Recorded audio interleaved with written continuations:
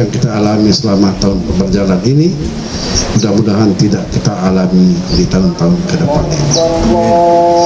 Patut saya mengajak kita bersyukur kehadiran Allah Subhanahu wa taala bahwa akhir tahun ini ditandai dengan berita gembira buat rakyat Lombok Utara. Kita seakan-akan tadi mengakhiri tahun ini dengan sebaik-baiknya, dan wajib kita bersyukur bahwa di akhir tahun 2021 akhirnya penantian kita cukup lama menanti anggaran pembangunan RTG akhirnya di penghujung tahun 2021 ini akhirnya keluar, dan ini patut kita bersyukur kepada Allah Subhanahu wa taala. Sebabnya saya katakan mari kita menghadapi tahun 2022 ini dengan penuh optimisme. Dan ini berita gembira bagi rakyat KLU yang pembangunan RTG-nya belum terselesaikan. Untuk dimaklumi, sisa pembangunan RTG di tahun ini ada sejumlah 14.000 lebih sedikit.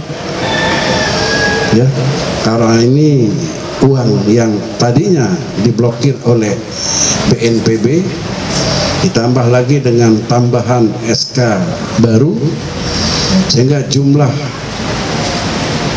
RTG yang belum terselesaikan sampai hari ini sekitar 14.000.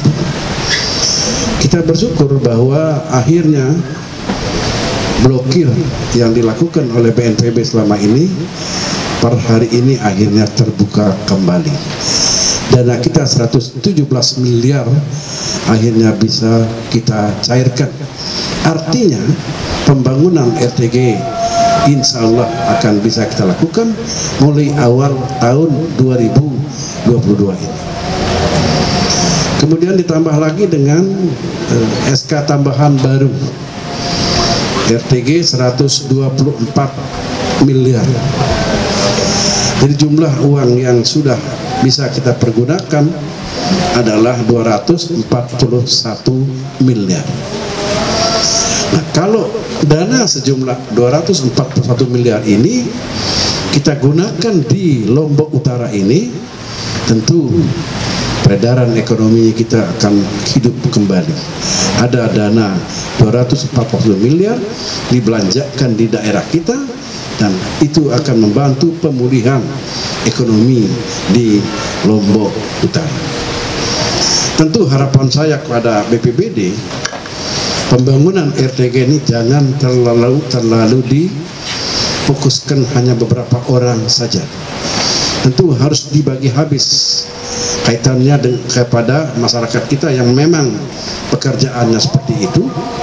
Ya, kita khawatir ya nanti kalau itu tertumpuk pada hanya beberapa orang saja, ya RTG ini tidak akan berhasil kita bangun.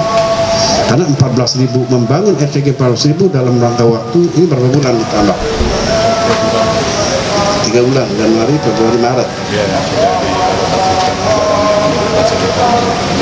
Ya, jadi waktu kita diperpanjang menjadi 3 bulan, sekitar bulan Maret, sesuai dengan jumlah dana untuk fasilitator kita yang juga sampai bulan Maret. Jadi alhamdulillah pembukaan blokir untuk sisa pembangunan RTG sebesar 117 miliar sudah dibuka. Kemudian ada penggunaan sisa tahap kedua atau SK susulan sebesar 124. Jadi ini sebenarnya adalah satu kesatuan yang saling berkorelasi. Kenapa saya katakan demikian? Karena ketika kami menerima surat pemblokiran, tentu ada syarat-syarat di dalam membuka blokir, dan itu juga membutuhkan perjuangan yang panjang dari teman-teman di BPBD, tim verifikasi dan validasi yang dibentuk oleh Bapak Bupati, kemudian TNI, Polri, sampai lapisan kepala desa, kepala dusun, dan tentu ini juga andil dari masyarakat sebagai fungsi kontrol yang sudah kita bangun.